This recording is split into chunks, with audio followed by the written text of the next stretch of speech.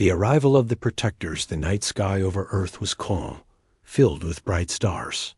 People across the planet were living normal lives, some sleeping, some working, some looking at the sky. No one expected that the silence of the universe was about to break forever. At first, it was only a rumor. Amateur astronomers in South America noticed strange lights moving in the sky. They were not meteors, not satellites, not anything human. The objects moved together like a fleet.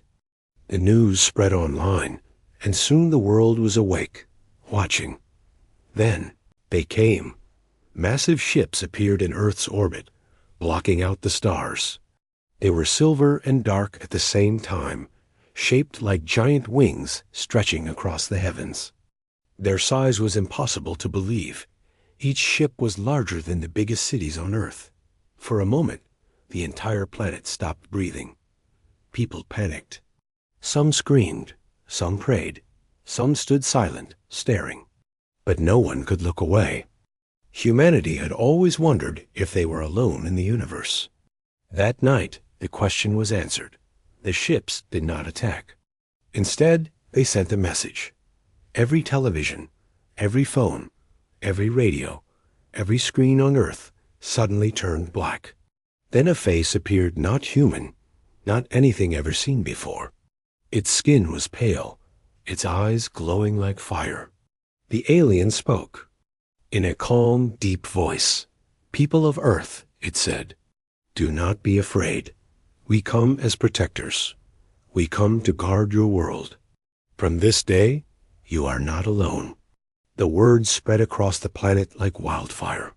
Some felt relief, some felt terror, and some felt anger.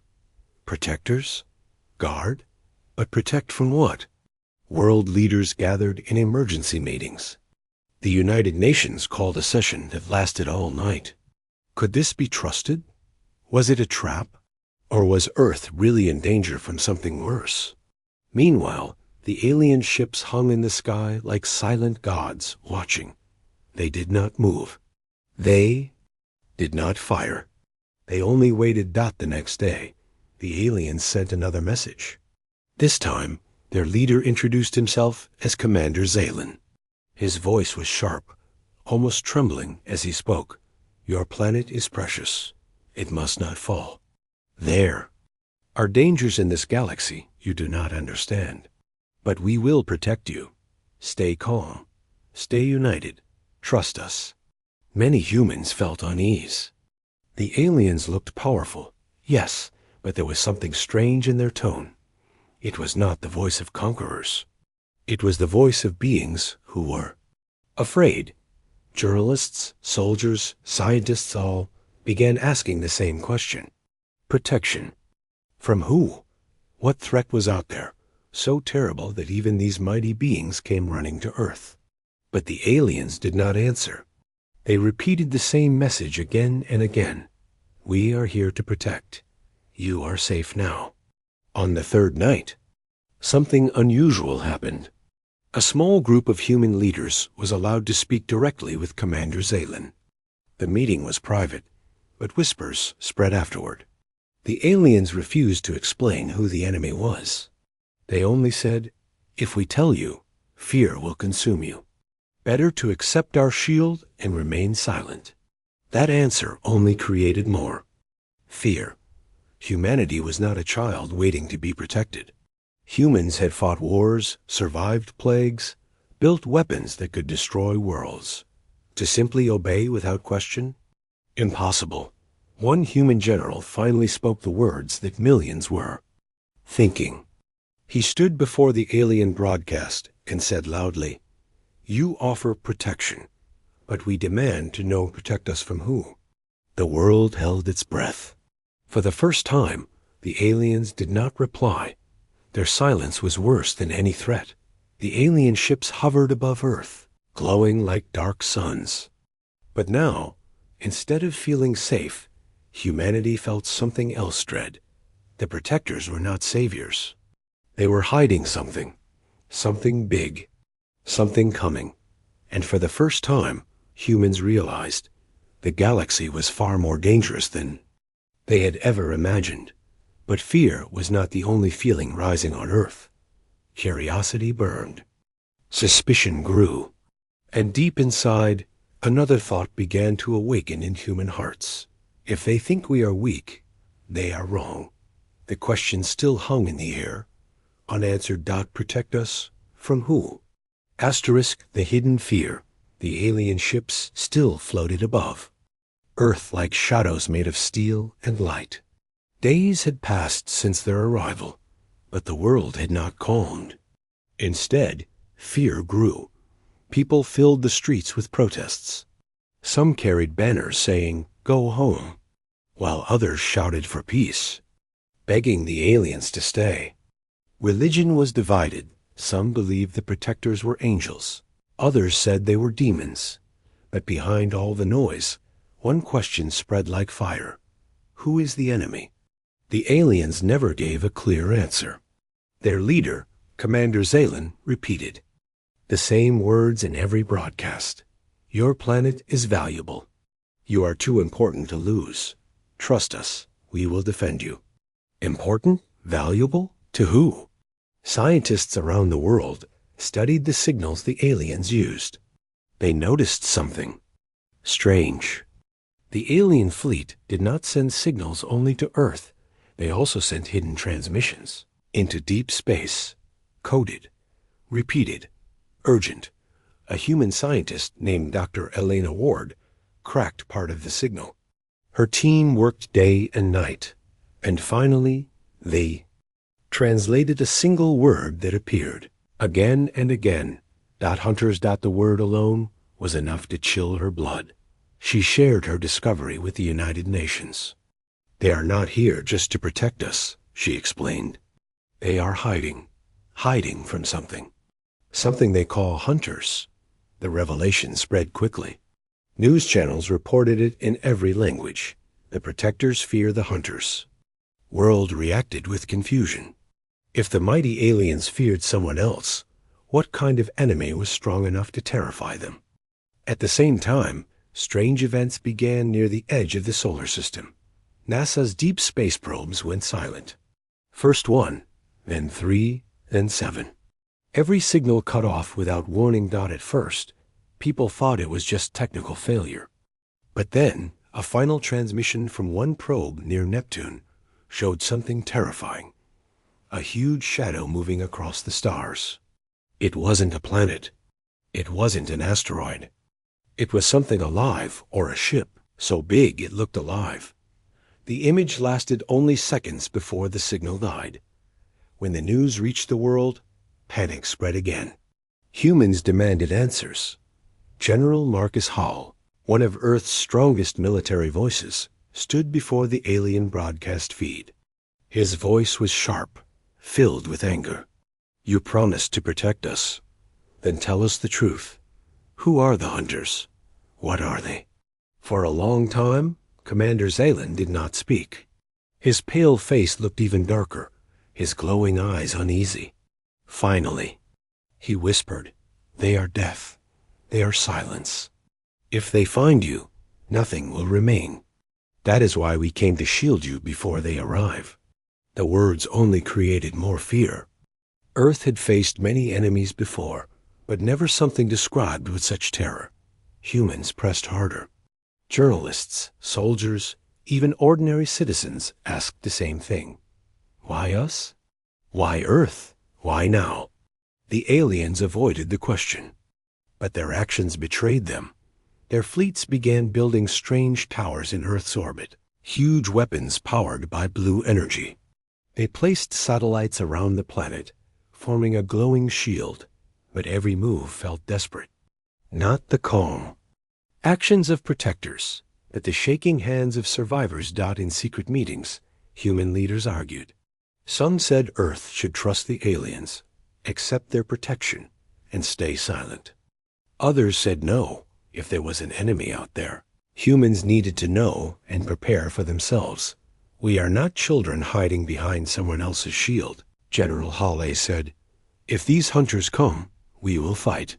But we cannot fight an enemy we do not understand. The tension between humans and aliens grew each day. The aliens insisted on silence.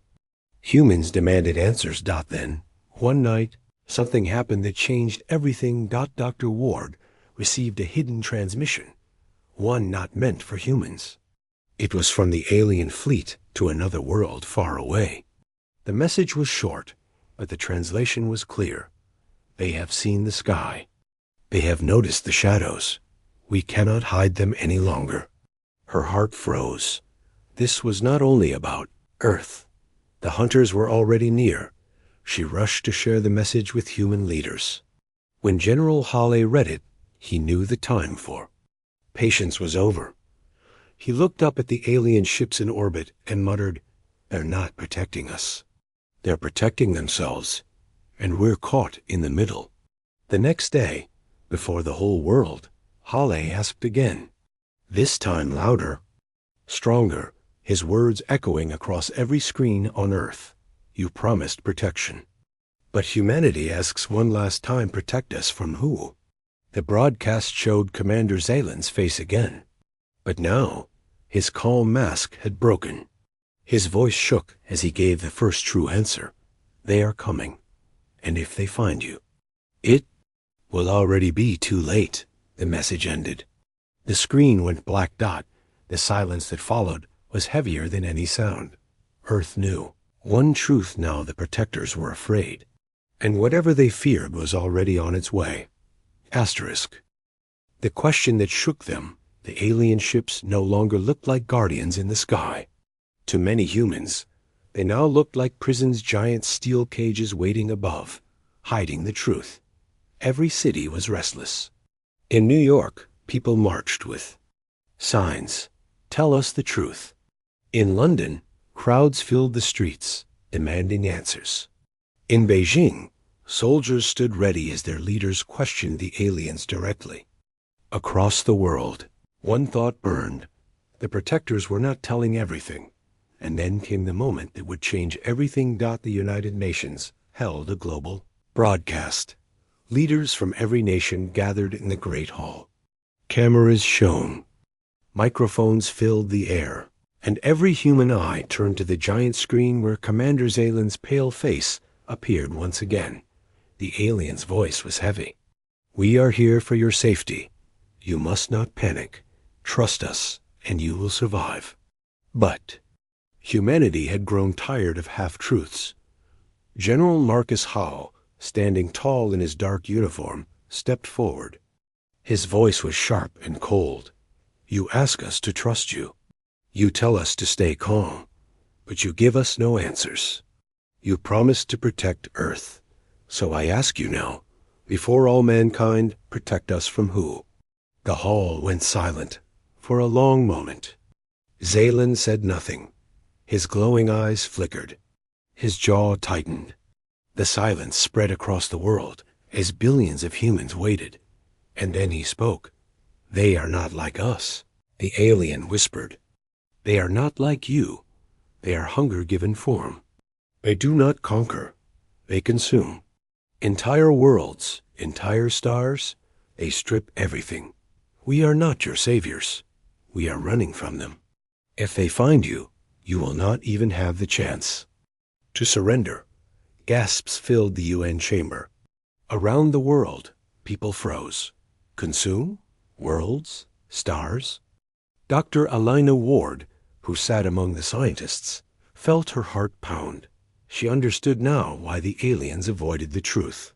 These hunters were not enemies like humans had faced before. They were something worse, something endless, but even. With the truth revealed, suspicion remained. President Alvarez of South America stood and asked, "If these hunters are so dangerous, why come here? Why Earth? Why now?" Zaylen lowered his head. His voice shook. "Because you have been seen.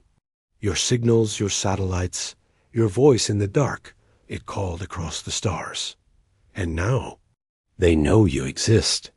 The words dropped like thunder. For decades, humanity had sent messages into space, searching for life. Now, those messages had found the wrong ears. The chamber filled with shouts. Some leaders blamed each other. Others demanded immediate action. But Hale stayed silent, staring hard at the alien commander. Finally, he spoke again. You hide behind words. You claim to protect us, but all I see is fear. If the hunters are coming, we will fight them. Humanity will not kneel. The declaration spread across the world like fire. Crowds cheered, soldiers raised their fists, and even ordinary citizens felt something awaken inside them. For the first time since the aliens arrived, humans did not feel like prey, but the aliens did not cheer. Commander Zalin's face darkened, his voice sharp with warning. You do not understand. Your weapons, your fleets, they are nothing to the hunters. They will crush you like insects. Hale glared back, unshaken. Then let them try. The standoff shook the chamber. Humans, filled with defiance. Aliens filled with dread. That night, another signal was received from deep space. A secret observatory in Australia picked it up first. The signal was faint, broken, but chilling. It was a pattern-long, low pulses that carried across the void. When decoded, it revealed only 3 words. We are coming. The scientists rushed. The message to their leaders. Within hours, the world knew. The hunters were not a myth. They were real. And they were already moving. Fear spread again, but it no longer drowned humanity. This time, it lit a fire. Nations began working together. Factories turned to building weapons. Fleets were prepared. Engineers studied alien technology, eager to copy and improve it. Humanity would not wait behind a shield. They would stand ready. Meanwhile, the alien fleet around Earth grew restless. Ships shifted, weapons charged. Commander Zalin sent one final warning to Earth's leaders. If you fight them, you will die. If you hide behind us, you may live. Choose wisely. But humanity had already chosen. They would not hide. The hunters were coming, and Earth would meet them head-on. The galaxy, watching from the shadows, held its breath. Because for the first time in history, the hunters would not find helpless prey. They would find humanity. And humanity was not afraid. Asterisk. First signs of the hunters. The message, we are coming, echoed in every corner of Earth. Some dismissed it as a trick, a false signal, but most believed. The fear in the alien commander's eyes was too real to ignore. The alien ships grew restless above the planet. Their positions shifted daily, forming new patterns, new defenses.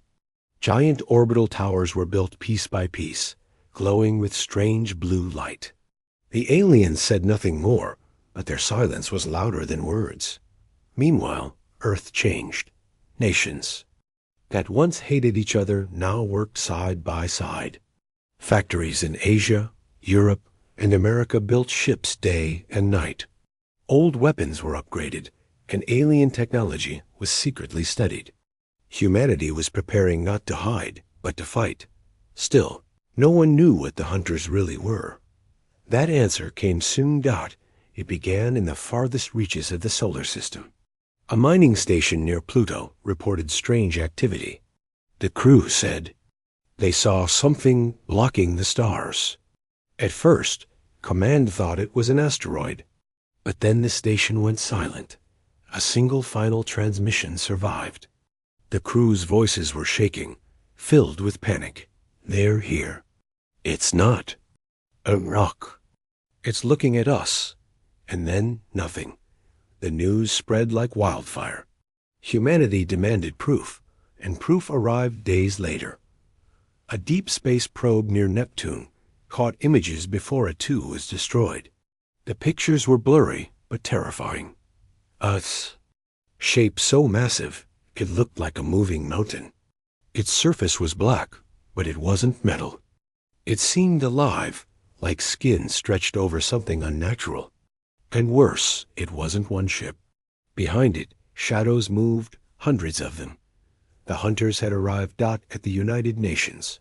Chaos erupted. Some leaders begged to surrender.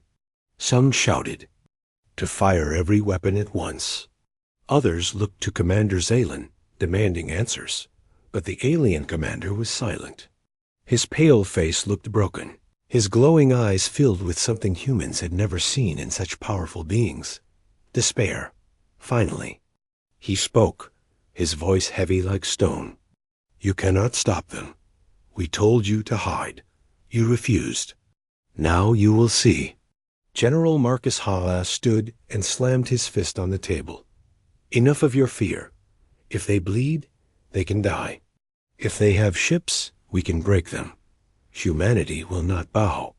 The hall roared with voices, half in anger, half in courage. Meanwhile, ordinary people looked to the skies with dread. Cities prepared shelters. Farmers left their fields to join militias. Families prayed. Children asked questions parents couldn't answer. But while fear spread, something else grew stronger: defiance. Humans had faced extinction before.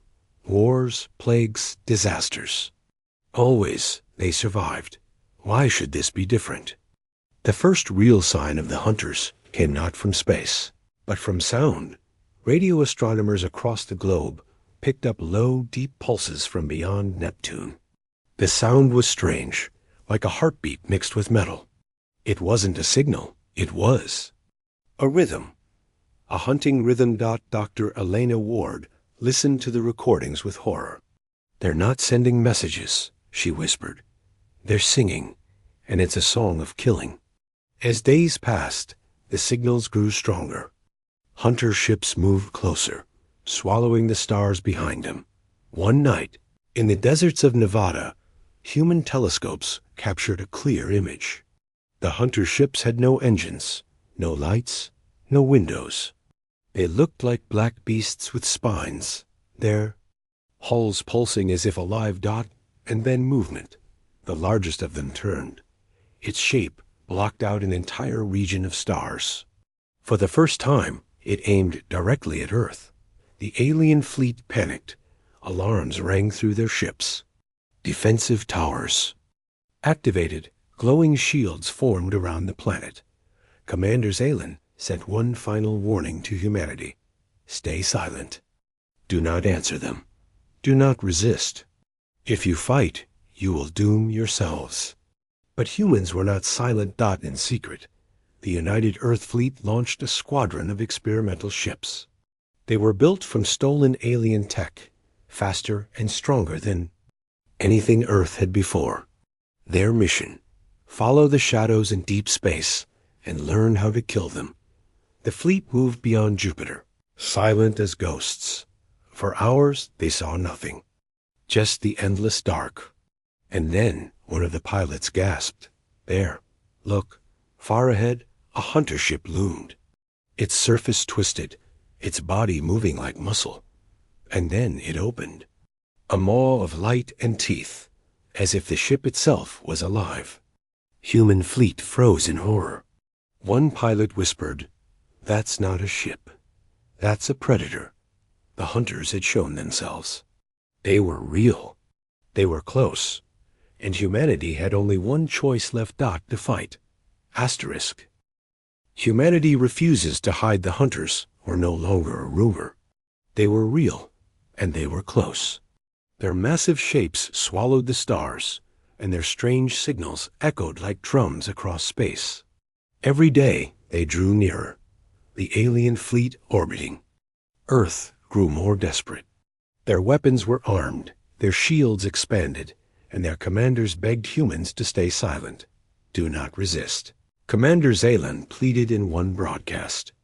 His pale face looked tired, his glowing eyes dim. You cannot understand what is coming. If you fight, you will only bring faster death. But humanity was done listening.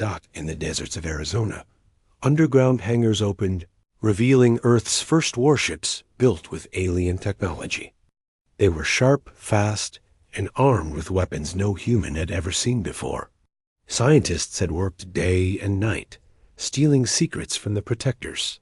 In Russia, engineers built massive railguns capable of firing projectiles into orbit at impossible speeds. In Europe, satellites with laser weapons were launched. Africa and Asia built hidden bases, preparing for war on the ground. For the first time in history, the entire planet worked as one. Not divided, not broken, united against a single threat. Still, there was fear. Ordinary people watched the skies every night, waiting for the first hunter to appear above the moon. Some prayed, some cried, some sharpened weapons, ready to fight. On Earth's soil, if the skies failed, children asked their parents, "Will they eat us?" The parents had no answer, but one thing was clear: humans refused to bow. General Marcus Hawley stood before the United Nations, his voice loud and commanding. "We are not insects to be stepped on. We are not cattle to be protected. If the hunters come, they will learn humanity does not hide." His words spread across every screen on Earth. Crowds cheered, soldiers saluted, even those who felt fear felt a spark of pride. Meanwhile, Dr. Elena Ward made a shocking discovery. Studying the hunter signals, she noticed strange patterns in the rhythm. It wasn't random. It was communication. "They are not only moving," she said to her team. "They are hunting in packs, coordinating, talking. They are predators working together." The realization made her shiver. If the hunters were organized, they were even more dangerous than anyone feared. But she also saw something else, a weakness. Hidden in the signal was a faint delay, almost like an echo. "They're fast," she explained, "but not instant. Their coordination takes time. If we can break their rhythm, we can disrupt them." It was a small hope, but humanity clung to it. One night, the experimental human fleet beyond Jupiter finally made contact. The shadow of a hunter ship filled their view. Its body twisted, alive, breathing. The human commander whispered, "Weapons ready." A missile launched, flying straight at the monster ship. For a moment, the humans thought they had scored a hit, but the hunter ship absorbed it. The missile melted into its surface as if swallowed by flesh. Then the ship pulsed with light, and in a single beam, it destroyed the human vessel. Screams filled the comms. Ships scattered. Another human vessel was torn apart by a lash of energy. The rest barely escaped. Only fragments of the fleet survived to return to Earth. Their message clear: the hunters cannot be destroyed with normal weapons. Panic shook the world again. But humanity did not surrender. Instead, engineers worked faster, searching for new weapons. Dr. Ward studied the rhythm of the hunters' signals. Convinced there was a way to break it, General Hawley ordered new fleets to be built. His message to Earth was simple: they bleed. They must bleed. We will find the way. The aliens watched all of this with disbelief. Commander Zaylan pleaded one final time. "You do not understand. You are too young, too weak. Every world that resisted was burned. Please hide behind us. Stay silent. It is the only way." Hawley glared back through the broadcast, his voice hard as steel. "Earth has never hidden. Not from tyrants, not from monsters, not from gods. We will not start now." Zaylan's face fell. For the first time, he seemed to realize what humans truly were. Not children, not victims. Predators in their own right. The night sky was quiet, but the silence was heavy. The hunters were near. Earth was preparing. For centuries, humans had wondered if they were alone in the universe. Now they had their answer. They were not alone. But whoever had found them would regret it. The enemy revealed for weeks. Earth prepared. Ships were built. Weapons tested. Defenses armed. Across the planet, factories burned with light, working day and night. Humanity was united as never before. But even with all this strength, fear lingered. The hunters were still shadows in the distance, silent giants moving closer. No one had seen them fully, not yet. That changed one cold night. Astronomers at a South American observatory spotted movement near Saturn. At first, they thought it was a comet. But as it drew closer, the truth became clear. The stars behind it disappeared. One by one, entire constellations vanished, swallowed by a shape so massive it defied belief. The hunters had arrived. The first clear images shocked the world. The hunter ships were not like any fleet humans or aliens had ever built. They looked alive, their black, jagged hulls twisted like muscle, spines running along their sides. Their surfaces pulsed with sickly light, as if blood flowed beneath their skin. Some had wings, stretched and skeletal. Others looked like massive beasts, their fronts opening into mouths lined with burning teeth. They were ships, yes, but ships made of nightmares. And there were not a few. There were hundreds. Thousands. They filled the space around Saturn like a storm of darkness, each one moving in rhythm with the others, hunting as a pack. Panic spread across Earth. Cities went silent. People stared at the skies, waiting for the black storm to come closer. The alien fleet above Earth trembled. Their formations broke. Their commanders screamed orders. Some alien ships even turned, preparing to flee. Commander Zalen's voice echoed across the world, his calm now shattered. They are here. The hunters are here. You fools, you brought their eyes to this world. But humans did not retreat. General Marcus Halle stood before the Global Fleet Command. His eyes were sharp, his voice steady. Now we see the enemy, and now we fight. All across Earth, defenses activated. Giant railguns powered up. Orbital cannons glowed with fire. Fleets rose from hangars, lifting into the black sky. Humanity's armies were ready. Meanwhile, Dr. Elena Ward listened again to the hunter's signals. The deep, pounding rhythm was louder now, shaking the very air. She pressed her hands to her ears, her face pale. They're singing louder, she whispered. They know we're here. They're calling to each other.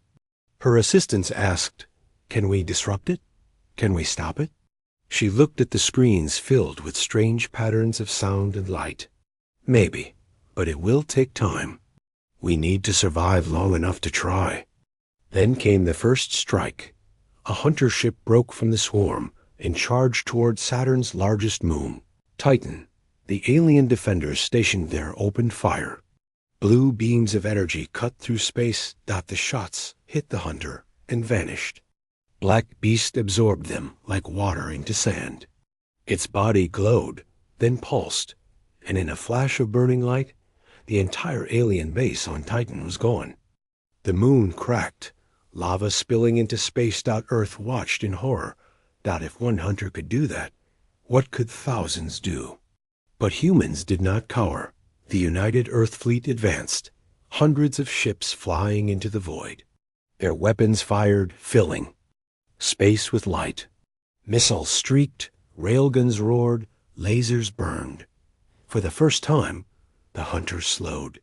Some of their flesh-like armor tore, dripping streams of glowing liquid. The humans cheered proof that the monsters could bleed. But the victory was small. The hunters adapted quickly, twisting their bodies, closing their wounds. Their return fire tore through human ships, breaking fleets apart. Still, the humans fought on. From Earth, billions watched the battle. Cities filled with fear and fire, but also with pride.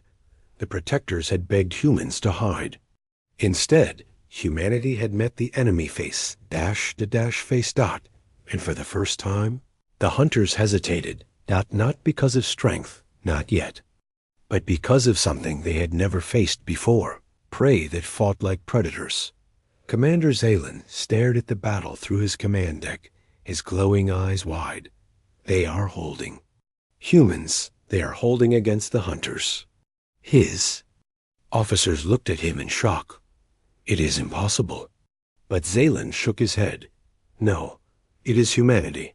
The hunters were revealed at last. The nightmare of the galaxy stood before Earth, but instead of falling to their knees, humans rose higher than ever. The first round had begun. The galaxy watched, silent and afraid. For if Earth could resist even for a moment, then perhaps the hunters were not unstoppable after all. Asterisk. Humanity's answer: the skies above Earth glowed with fire. Ships burned. Explosions shook the void. The hunters had come in their thousands, and the galaxy trembled before them. But humanity did not. The first battles near Saturn were brutal, entire. Human fleets were torn apart by the monstrous ships. Dozens of vessels vanished in seconds, swallowed by beams of burning light. The protectors, those who had once claimed to guard Earth, began to retreat. Their commanders screamed for withdrawal, their ships breaking formation. But humanity stayed. General Marcus Hale's voice thundered through every human ship. We hold the line. This is our world. This is our fight. We do not run. The words echoed in every soldier's heart. And instead of breaking, the human fleet surged forward. Dr. Elena Ward worked frantically in a hidden command center on Earth. She stared at the hunters' signals, their deep rhythmic song. Her hands shook as she typed, but her eyes burned. With determination. Their coordination depends on the rhythm, she told her team. If we break it, even for seconds, they will lose control. Using massive radio towers across the planet, humanity prepared something new: a countersignal. A song of their own. When the towers activated, Earth itself roared into the void. A thunderous blast of noise, jagged and chaotic. Unlike the hunters' perfect rhythm, the effect was instant. The hunters' fleet staggered. Their movements broke. Ships that once glided in harmony crashed into each other. Their rhythm shattered. The first time, the predators looked confused. Human ships attacked at once. Railguns ripped through black flesh. Lasers burned holes in twisted armor. Missiles struck deep, and for the first time, hunter ships died. One exploded in a blaze of fire, its body twisting and collapsing. Another broke apart, spilling glowing. Liquid across space like blood. The galaxy had said the hunters could not bleed. But now they bled. And humanity cheered. On his command deck, Commander Zalen watched in silence. His pale hands shook. His officers looked at him with disbelief. They are winning, one whispered. The humans, they are actually winning. Zalen's glowing eyes narrowed. For so long, his people had fled from the hunters, never daring to resist. And yet these humans, a young, fragile race, had stood their ground and struck back. They are not prey, he muttered. They never were. The hunters roared louder, their signals shaking the skies. More of their ships surged forward, tearing into human lines. Thousands still remained, overwhelming, endless, but humanity refused to break. General Hale's voice came again, steady and unyielding. They came to consume us. They thought Earth would bow. Show them what it means. To face mankind, the fleets pressed harder. Damaged ships fought to the last breath. Even as vessels burned, their crews screamed defiance into the dark. And then the tide shifted. The countersignal worked again, blasting into the void. The hunters faltered, their rhythm collapsing. Human ships struck as one, coordinated, fearless. Another hunter fell. Then another. Then a third. The impossible was happening. On Earth, billions watched the battle live. Fear turned to fire. Children raised their fists. Elders whispered through tears. For the first time in history, the whole planet felt the same thing at the same time. Pride. They had looked into the abyss. And the abyss had blinked. The hunters, realizing the cost, began to retreat. Their endless swarm twisted and broke, pulling back into the dark. They had tasted something they had never known before: resistance. And worse, defeat. When the last of them vanished beyond Neptune, Silence filled the void. The battlefield was scarred, littered with broken ships, both human and alien. But Earth still stood. The protectors, once so proud, hovered quietly above the planet. Their fleets were battered, their pride shattered. Commander Zalen himself addressed Earth one final time. "You are never weak," he said, his voice quiet, almost reverent. "We thought to shield you, but you shielded us. The galaxy will remember this day. The hunters will remember, too, and they will fear." General Hawley answered with words that would echo across the stars. "Let them come again. Humanity does not bow. We are not prey. We are the hunters now." The galaxy whispered. Worlds that had lived in silence, hiding in fear, now spoke a new name with all humanity, a species that refused to die. A species that turned predators into prey. And from that day forward, whenever the hunters stirred in the dark, one question haunted them: who protects us from the humans?